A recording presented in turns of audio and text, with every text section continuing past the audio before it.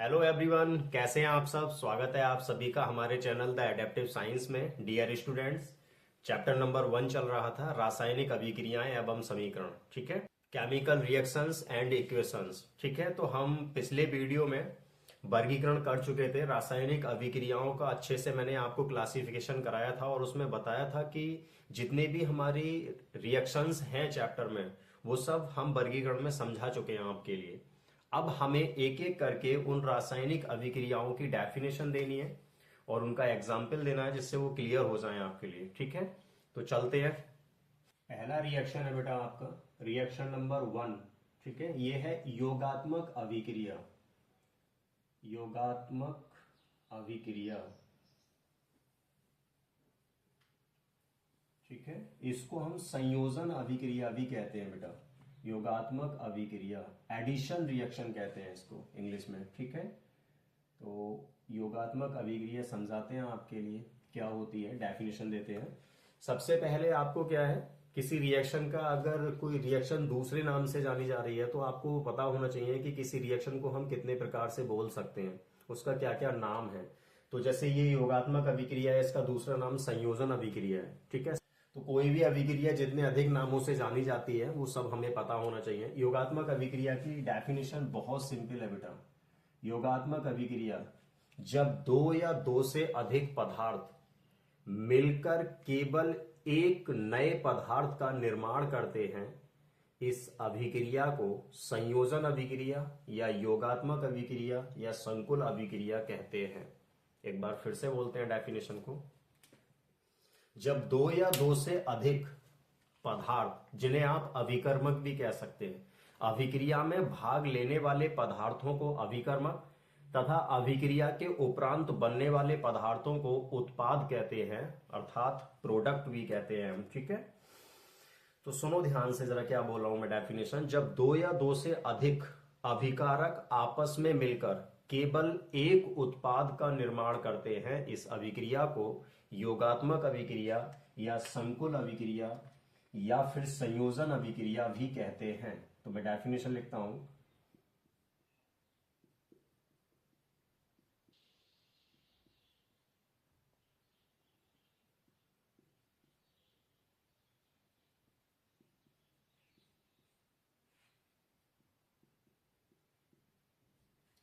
जब दो या दो से अधिक पदार्थ आपस में मिलकर, ठीक है, आपस में दो या दो से अधिक पदार्थ आपस में मिलकर केवल एक नए पदार्थ का निर्माण करते हैं, तो इस अभिक्रिया को, तो इस क्रिया को या अभिक्रिया को योगात्मक अभिक्रिया कहते हैं। ठीक है, ये डेफिनेशन हुई आपकी, योगात्मक अभिक्रिया कहते हैं। बहुत सिंपल डेफिनेशन है। ठीक है, दो या दो से अधिक पदार्थ मिलकर केवल एक पदार्थ का निर्माण करेंगे तो अभिक्रिया को योगात्मक अभिक्रिया कहेंगे। हम एग्जाम्पल देते हैं, इसका उदाहरण देते हैं बेटा। जैसे सल्फर ऑक्सीजन से क्रिया करके, अर्थात सल्फर को ऑक्सीजन की उपस्थिति में जब हम जलाते हैं तो सल्फर डाइऑक्साइड का निर्माण होता है। एग्जाम्पल बहुत हो सकते हैं, लेकिन जितना सिंपल आप एग्जाम्पल रखें वो आपके लिए ज्यादा अच्छा है, क्योंकि आपको याद रह जाएगा। ठीक है, हाइड्रोजन और क्लोरीन गैस आपस में मिलकर, ठीक है ना, HCl गैस का निर्माण करते हैं, तो यहां बनेगा आपका 2HCl। दो एग्जाम्पल पर्याप्त होंगे आपके लिए। तो वन बाई वन हम क्या कर रहे हैं, रिएक्शंस को समझ रहे हैं बेटा, अच्छे से आप समझे। नेक्स्ट जो आपका पॉइंट है, पॉइंट नंबर 2, वो है प्रतिस्थापन अभिक्रिया। ठीक है, प्रतिस्थापन अभिक्रिया। प्रतिस्थापन का मैं एक दूसरा नाम जो है वो भी लिखता हूं। प्रतिस्थापन को हम बोलते हैं विस्थापन अभिक्रिया। मैंने आपको पहले ही बताया था कि कोई भी रिएक्शन जितने मल्टीपल नाम से जानी जा रही है वो आपको पता होना चाहिए। प्रतिस्थापन मतलब विस्थापन। ठीक है, तो देखते हैं प्रतिस्थापन विस्थापन अभिक्रिया। वे अभिक्रियाएं जिनमें किसी यौगिक के एक परमाणु या परमाणुओं के समूह को किसी दूसरे तत्व के एक परमाणु या परमाणुओं के समूह द्वारा विस्थापित कर दिया जाता है तो ऐसी अभिक्रियाओं को प्रतिस्थापन अभिक्रियाएं कहते हैं। ठीक है, ये डेफिनेशन है आपकी, लिखते हैं डेफिनेशन बेटा। वे अभिक्रियाएं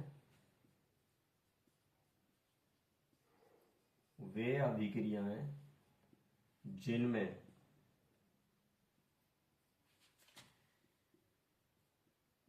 किसी यौगिक के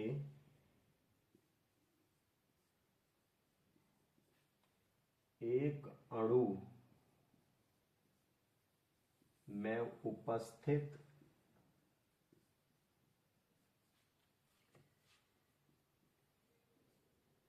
ठीक है, में उपस्थित एक परमाणु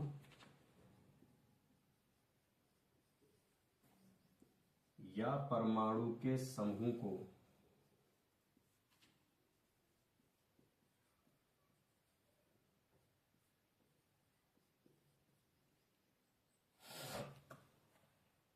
वे अभिक्रियाएं जिनमें किसी यौगिक के एक अणु में उपस्थित एक परमाणु या परमाणु के समूह को किसी तत्व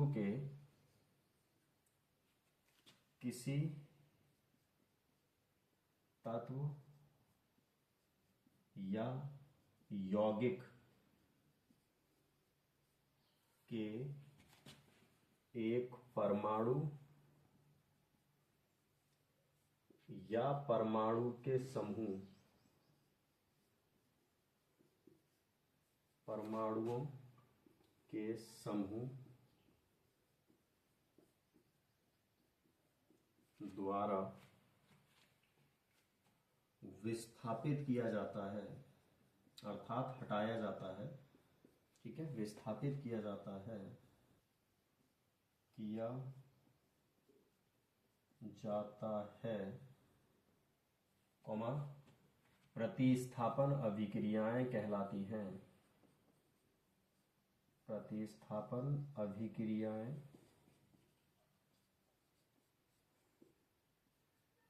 कहलाती हैं। ठीक है, ये हमारी डेफिनेशन कंप्लीट हुई बेटा। एक बार रिपीट करते हैं। वे अभिक्रियाएं जिनमें किसी यौगिक के एक अणु में उपस्थित एक परमाणु या परमाणु के समूह को किसी तत्व या यौगिक के एक परमाणु या परमाणुओं के समूह द्वारा विस्थापित किया जाता है तो ऐसी अभिक्रियाओं को, ठीक है, क्या कहते हैं हम? प्रतिस्थापन अभिक्रियाएं कहते हैं, विस्थापन अभिक्रियाएं कहते हैं। ठीक है, बहुत सिंपल सा एक एग्जाम्पल रखेंगे इसमें बेटा। प्रतिस्थापन अभिक्रियाओं का एग्जाम्पल विद्युत रासायनिक श्रेणी, जब आप पढ़ेंगे आगे नेक्स्ट चैप्टर में आएगा आपके लिए विद्युत रासायनिक श्रेणी, इलेक्ट्रोकेमिकल सीरीज। वो सीरीज आपकी हेल्प करती है प्रतिस्थापन अभिक्रियाओं को समझाने में। ठीक है, कि कौन सी धातु किस धातु के लिए प्रतिस्थापित कर सकती है, तो वो हमारी हेल्प करती है सब्स्टिट्यूशन रिएक्शन को समझने में। बट मैं अभी क्या करता हूं, बहुत सिंपल सा एक रिएक्शन रखता हूं, H2SO4 सल्फ्यूरिक अम्ल।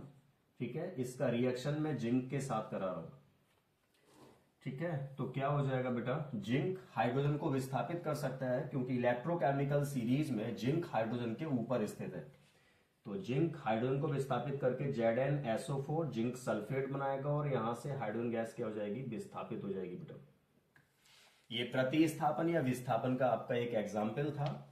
इससे और बहुत सारे एग्जाम्पल्स हो सकते हैं हमारे। एक और एग्जाम्पल मैं आपको देता हूं। सपोज दैट हमारे पास क्या है बेटा, कॉपर सल्फेट है, CuSO4 है। ये सवाल आपसे पूछा भी जाता है बहुत ज्यादा, तो मैं आपको बता दूं पहले क्वेश्चन कैसे किया जाता है। क्या होता है जब कॉपर सल्फेट के विलयन में लोहे की कील को डाला जाता है, CuSO4 कॉपर सल्फेट, और मैंने क्या किया, कॉपर सल्फेट के विलयन में आयरन अर्थात लोहे को डाला, तो क्या होगा, आयरन जो है विद्युत रासायनिक श्रेणी में कॉपर से ऊपर स्थित है। ठीक है, तो ये आयरन कॉपर को विस्थापित करेगा और बनाएगा FeSO4। ठीक है ना, फेरस सल्फेट बनाएगा और यहां से क्या हो जाएगा, कॉपर आपका अवक्षेपित हो जाएगा बेटा। तो ये हमारे विस्थापन अभिक्रियाओं के एग्जाम्पल हैं, उदाहरण हैं। अब ये स्पेस नहीं है तो हम इसको इरेज करते हैं, आप स्क्रीनशॉट ले सकते हैं इसका बेटा। और नेक्स्ट रिएक्शन की तरफ चलते हैं। नेक्स्ट पॉइंट है बेटा आपका, जो अगली अभिक्रिया है वो नंबर 3 है उत्क्रमणीय अभिक्रिया। उत्क्रमणीय अभिक्रिया, रिवर्सिबल रिएक्शन कहते हैं बेटा इसको। उत्क्रमणीय अभिक्रिया को रिवर्सिबल रिएक्शन कहते हैं। ठीक है, बहुत ज्यादा सिंपल है, मैं आपको समझाता हूं। वे अभिक्रियाएं जो समान परिस्थितियों में दोनों दिशाओं में चल सकती हैं, अर्थात आप ऐसे बोल सकते हैं कि वे अभिक्रियाएं जो अभिकारक से उत्पाद बना सकती हैं, अर्थात उत्पाद से पुनः अभिकारक बनाए जा सकते हैं जिन अभिक्रियाओं में, ऐसी अभिक्रियाओं को हम उत्क्रमणीय अभिक्रियाएं कहते हैं। ठीक है, लिखाते हैं डेफिनेशन बेटा। वे रासायनिक अभिक्रियाएं, आप ऐसे भी बोल सकते हो, या फिर सिर्फ बोलेंगे वे अभिक्रियाएं, वे अभिक्रियाएं जो समान परिस्थितियों में, समान का मतलब क्यों बोला जा रहा है ऐसा, जिस कंडीशन में अभिकारक अर्थात रिएजेंट्स उत्पाद का निर्माण कर रहे हो। अभिकारक क्या होता है बेटा, for example if A plus B मिलकर C प्लस डी का निर्माण करते हैं। ठीक है, तो ये A और जो V है वो है हमारे अभिकारक। मैं आपको थोड़ा सा बता दूं, पता होना चाहिए कि अभिक्रिया में भाग लेने वाले पदार्थों को अभिकारक कहते हैं, जिनको इंग्लिश में रिएजेंट्स कहते हैं। ठीक है, और जो अभिक्रिया के बाद, अभिक्रिया पूर्ण होने के बाद बनते हैं, उन पदार्थों को उत्पाद कहते हैं, और इसको इंग्लिश में प्रोडक्ट कहते हैं। तो यहां पे एक लाइन आएगी आपका, वे अभिक्रियाएं जो समान परिस्थितियों में, इसका मतलब मैं आपको समझा दूं, समान परिस्थितियों में,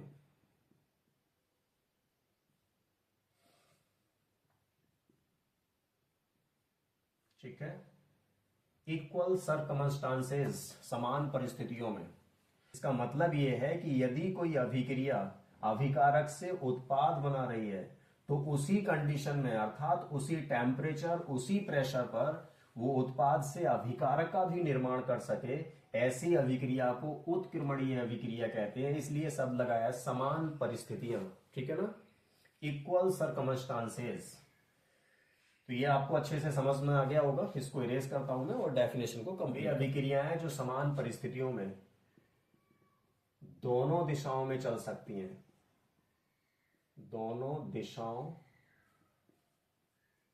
में चल सकती हैं, दोनों दिशाओं में चल सकती हैं।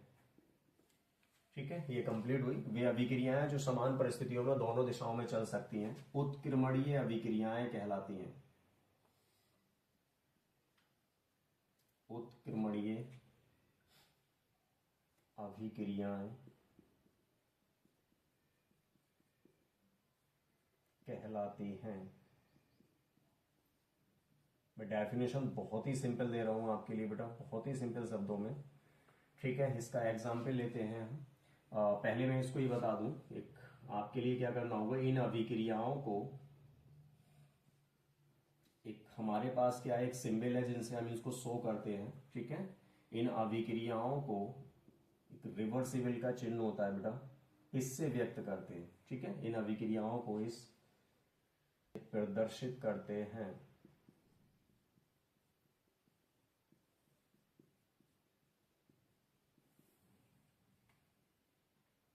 ठीक है, ये हो गया। अब एग्जाम्पल रखते हैं बेटा।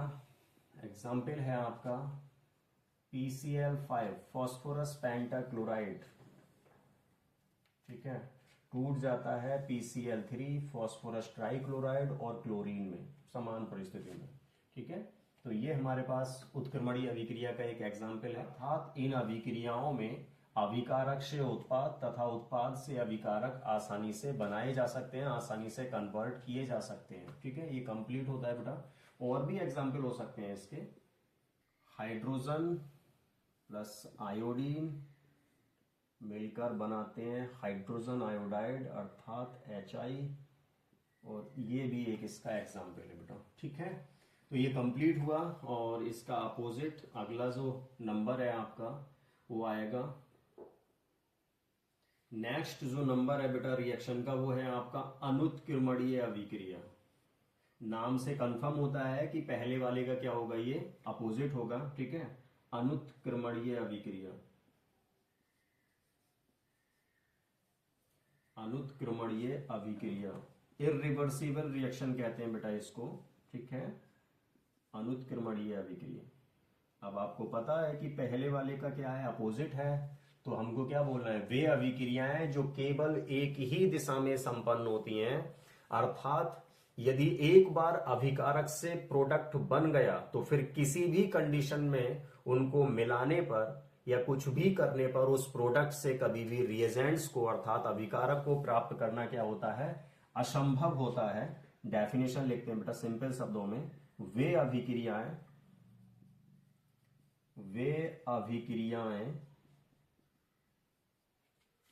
ठीक है, जो केवल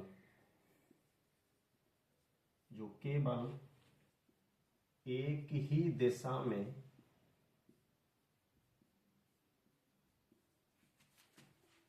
संपन्न होती हैं,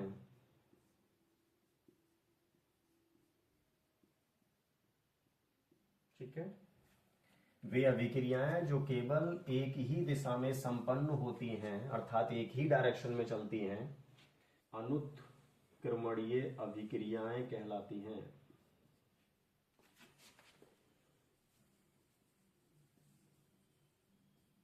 अभिक्रियाएं कहलाती हैं।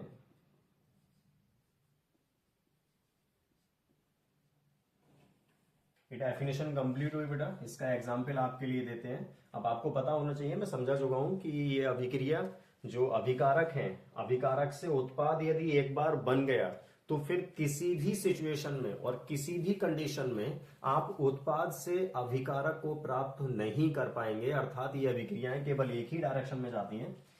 इसका एग्जाम्पल रहेगा बेटा, और एग्जाम्पल से आपको क्लियर हो जाएगा अनुत्क्रमणीय अभिक्रिया। हम क्या करते हैं, सक्रिय धातु सोडियम लेते हैं। सोडियम बहुत ही सक्रिय धातु होती है और इसकी क्रिया जल से कराते हैं, अर्थात सोडियम को जल में डालते हैं। होगा ये बेटा कि सोडियम जल से क्रिया करके सोडियम हाइड्रोक्साइड बनाएगा, NaOH, सोडियम हाइड्रोक्साइड, और हाइड्रोजन गैस विस्थापित होगी यहां से। और इसको रिएक्शन को यदि हम बैलेंस करना चाहें तो 2 times H2O, 2 times sodium hydroxide, और अब ये क्या है, संतुलित है पूरी तरीके से। और नेक्स्ट एग्जाम्पल देखते हैं बेटा, एक और एग्जाम्पल देखते हैं, सोडियम क्लोराइड NaCl, ठीक है, AgNO3 अर्जेंटिनम नाइट्रेट, सिल्वर नाइट्रेट बोल सकते हो आप। सिल्वर नाइट्रेट से क्रिया करके, AgNO3 से क्रिया करके NaNO3 प्लस AgCl अर्जेंटिनम क्लोराइड, ठीक है, इसका निर्माण करता है। और ये अभिक्रिया में होता क्या है, अर्जेंटिनम क्लोराइड नीचे की तरफ अवक्षेपित हो जाता है। फिर आप NaNO3 या AgCl को किसी भी अनुपात में किसी भी कंडीशन में मिलाएं, लेकिन आप चाहें कि इनसे हम पुनः अभिकारक को प्राप्त कर सकते हैं, ऐसा किसी भी कंडीशन में पॉसिबल नहीं होगा। ठीक है बेटा, तो ये कंप्लीट हुआ। इसको आप स्क्रीनशॉट ले सकते हैं इसका। हम नेक्स्ट अगले नंबर की तरफ चलते हैं, नेक्स्ट अभिक्रिया की तरफ चलते हैं। नेक्स्ट जो नंबर 5 है बेटा, वो है अपघटन अभिक्रिया। अपघटन अभिक्रिया, ठीक है, इसको हम डिकम्पोजिशन रिएक्शन कहते हैं। और इसी के अपोजिट क्या होता है बेटा, एक रिएक्शन और होता है आपका वियोजन अभिक्रिया। मैं ये दोनों अभिक्रियाएं एक साथ आपको समझाऊंगा, ठीक है। तो वियोजन अभिक्रिया आप समझें बेटा, इसमें थोड़ा सा डिफरेंस है। अभी हमने क्या किया था, उत्क्रमणीय और अनुत्क्रमणीय अभिक्रियाओं को समझा है, तो उन्हीं शब्दों का इस्तेमाल करना है हमारे लिए अपघटन और वियोजन अभिक्रियाओं में, ठीक है। मैं समझाता हूं आपके लिए। योगात्मक अभिक्रिया में 2 या 2 से अधिक अभिकर्मक मिलकर केवल एक उत्पाद का निर्माण करते हैं, ठीक है। अर्थात मैं आपको समझाता हूं कि यदि अभिक्रिया में A प्लस B मिलकर और प्रोडक्ट के रूप में केवल C बना रहा है, तो ऐसी अभिक्रियाओं को अभी हम पढ़ के आए थे, योगात्मक अभिक्रिया कहते हैं। क्या कहते हैं बेटा, योगात्मक अभिक्रिया। क्यों? क्योंकि सर पदार्थों का योग हो गया और योग होने के बाद प्रोडक्ट के रूप में केवल आपको एक ही पदार्थ मिला, तो हम इनको योगात्मक अभिक्रिया कह रहे हैं। अब इसका अपोजिट सोचो, यदि ऐसा हो कि आपके पास कोई ए अभिकारक है और आपने इसको गर्म किया, इसको ऊष्मा दिया, इसको विद्युत दिया और ये टूट गया, ठीक है ना, डिकम्पोज हो गया दो पदार्थों में और मिला आपको B+C, अपोजिट हो गया। यहां पे आपके पास अभिकारक एक है और उत्पाद दो या दो से ज्यादा भी हो सकते हैं। तो ऐसी अभिक्रियाओं को जिनमें कोई एक अभिकारक दो या दो से अधिक सरल उत्पादों में या पदार्थों में विभाजित हो जाते हैं, इन अभिक्रियाओं को हम अपघटन अभिक्रियाएं या वियोजन अभिक्रियाएं कहते हैं। तो फिर दोनों में डिफरेंस क्या है उसको आप समझो। यदि कोई अभिकारक टूटने के बाद, अपघटित होने के बाद में ऐसे उत्पादों में कन्वर्ट हो रहा है जो सिर्फ एक ही दिशा में पॉसिबल है, अर्थात ऐसी अभिक्रियाएं सिर्फ एक ही दिशा में हो रही हैं, तो इस अभिक्रिया को हम अपघटन बोलेंगे बेटा, अपघटन अभिक्रिया। और यदि ए दो या दो से अधिक पदार्थों में टूट रहा है, ठीक है, B+C आपको दे रहा है, बट आप क्या कर सकते हैं, उस B+C से पुनः ए को प्राप्त कर सकते हैं, तो ऐसी अभिक्रियाओं को वियोजन अभिक्रिया कहते हैं। अर्थात वियोजन अभिक्रिया एक उदाहरण है किसका, उत्क्रमणीय अभिक्रिया का। आप समझें बेटा, ठीक है, बस थोड़ा सा डिफरेंस है। होता क्या है मैं आपको बता दूं, अपघटन और वियोजन एक ही चीज है। उसमें होता क्या है कि कोई भी अभिकारक, एक अभिकारक दो या दो से अधिक उत्पादों में क्या हो जाता है, टूट जाता है, ठीक है। समझते हैं बेटा, डेफिनेशन लिखते हैं बेटा। वे अनुत्क्रमणीय अभिक्रियाएं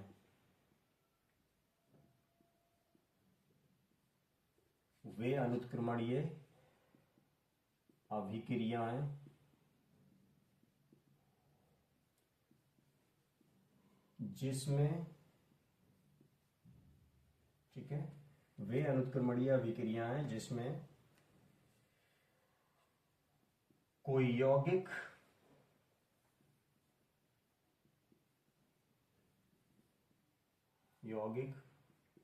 दो या दो से अधिक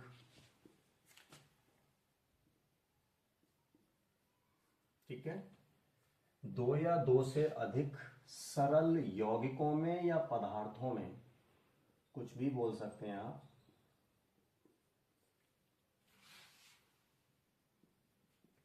टूट जाता है, विभाजित हो जाता है, आप ये भी बोल सकते हैं, ठीक है ना। वे अनुत्क्रमणीय अभिक्रिया, यहां वर्ड अनुत्क्रमणीय लगाना है और यहां पे आपके लिए उत्क्रमणीय लगाना है, बस इतना सा डिफरेंस है, ठीक है, बाकी सेम ही है। वे अनुत्क्रमणीय अभिक्रिया हैं जिसमें कोई यौगिक दो या दो से अधिक सरल यौगिकों में टूट जाता है, अपघटन अभिक्रियाएं कहलाती हैं।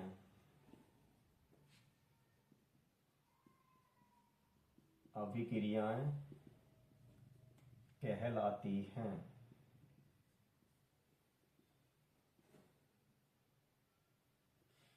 ठीक है बेटा, अनुत्क्रमणीय अभिक्रियाएं होती हैं, आपको ध्यान रखना है। मैं डेफिनेशन लिखता हूं यहां पे, फिर एग्जांपल आपके लिए कंप्लीट करेंगे, ठीक है। तो यहाँ पे वर्ड्स चेंज होना है बेटा कि यहाँ पे ये अनुत्क्रमणीय अभिक्रिया है और ये उत्क्रमणीय अभिक्रिया है, तो हम लिखेंगे वे उत्क्रमणीय अभिक्रियाएं वियोजन अभिक्रिया कहलाती है। वियोजन अभिक्रिया कहलाती है। ये डेफिनेशन है बेटा, ठीक है। एग्जाम्पल देते हैं बेटा, क्योंकि ये अनुत्क्रमणीय अभिक्रिया है और ये उत्क्रमणीय अभिक्रिया है, ठीक है। तो हम क्या करेंगे, इसमें क्या करेंगे, फॉस्फोरस पेंटाक्लोराइड PCl5, जिसका एग्जाम्पल मैंने अभी दिया था, तो यहाँ पे जो आपका चिन्ह रहेगा वो भी क्या रहेगा, रिवर्सिबल का रहेगा, उत्क्रमणीय अभिक्रिया का रहेगा, ठीक है। PCl5 वियोजित होता है PCl3 प्लस Cl2 में, इसे आप ऊष्मा दे सकते हैं, इसे आप विद्युत दे सकते हैं। यदि ऊष्मा से वियोजित हो रही है तो हम इसे ऊष्मीय वियोजन कहते हैं, और विद्युत धारा देने से कोई पदार्थ टूट रहा है या विभाजित हो रहा है तो हम उसे विद्युत वियोजन कहते हैं। ठीक है, तो यहाँ पे हम ये एग्जाम्पल रहेगा, और यहाँ पे जो एग्जाम्पल रहेगा वो अभिक्रिया आपकी अनुत्क्रमणीय होगी बेटा, एक डायरेक्शन में जाएगी बट वापस नहीं आएगी, दूसरी डायरेक्शन में नहीं आएगी। 2KClO3 को यदि आपने गर्म किया, इसको ऊष्मा दिया, तो ये टूट जाएगा KCl प्लस 2O3 ऑक्सीजन में। ठीक है, पोटेशियम क्लोराइड में टूट जाएगा बेटा, और किस में, ऑक्सीजन गैस में। ठीक है, ये है इसका एग्जाम्पल बेटा। और भी एग्जाम्पल हो सकते हैं इसके, जैसे हम लेते हैं फेरस सल्फेट FeSO4, इसको यदि आपने गर्म किया, इसको ऊष्मा दी, तो ये टूट जाएगा Fe2O3 plus sulphur dioxide plus sulphur trioxide. अब आप ध्यान से देखें, ये सब की सब अनुत्क्रमणीय अभिक्रियाएं हैं, क्योंकि ये अपोजिट डायरेक्शन में नहीं आएंगे बेटा, अर्थात आप उत्पाद से अभिकारक को प्राप्त नहीं कर पाएंगे। और ये जो है आपकी, वो क्या है बेटा, ये रिएक्शन है आपकी वियोजन अभिक्रिया। एक एग्जाम्पल और लेते हैं, हाइड्रोजन आयोडाइड, और इसको यदि आपने ऊष्मा दिया, अर्थात इसको आपने हीट किया, तो ये टूट जाएगा हाइड्रोजन गैस में और आयोडीन में। ये इनके एग्जाम्पल हैं बेटा, स्क्रीनशॉट आप लीजिएगा। नेक्स्ट है बेटा आपका नंबर 7, ऊष्मा क्षेपी अभिक्रिया।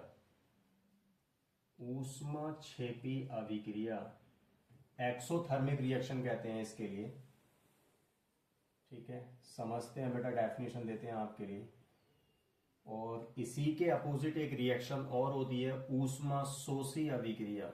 ठीक है, ऊष्मा शोषी अभिक्रिया एंडोथर्मिक रिएक्शन कहते हैं इसके लिए, ऊष्मा शोषी अभिक्रिया। तो मैं कॉम्बिनेशन के साथ पढ़ा रहा हूं बेटा आपके लिए, ऐसे समझना आसान भी रहता है।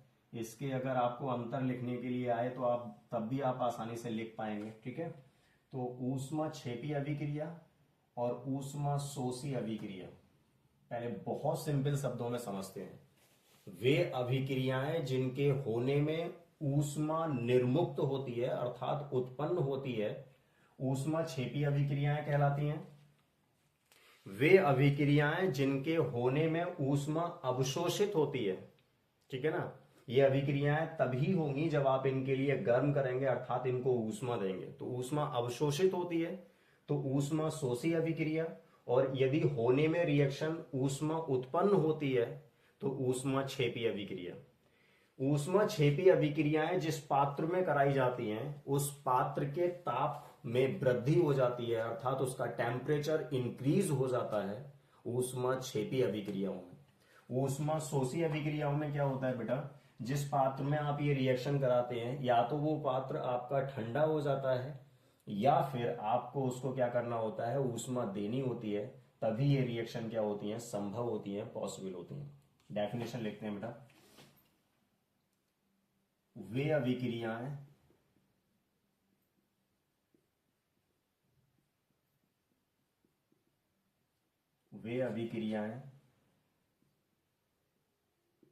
जिनके होने में ऊष्मा निर्मुक्त होती है, अर्थात आप उत्पन्न भी बोल सकते हैं, निर्मुक्त होती है, ये लिखते हैं। ठीक है, वे अभिक्रियाएं जिनके होने में ऊष्मा निर्मुक्त होती है, ऊष्मा क्षेपी अभिक्रियाएं कहलाती हैं। ऊष्मा क्षेपी अभिक्रियाएं कहलाती हैं।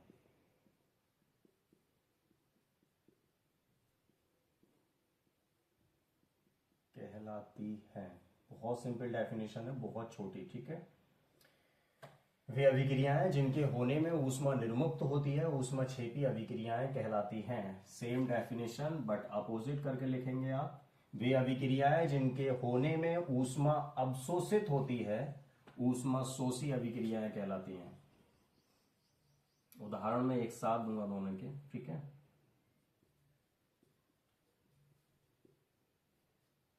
वे अभिक्रियाएं जिनके होने में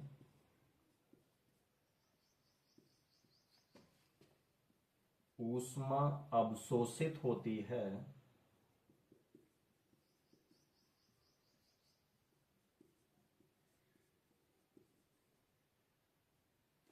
ऊष्मा शोषी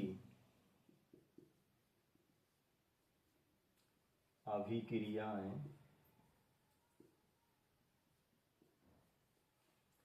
कहलाती हैं।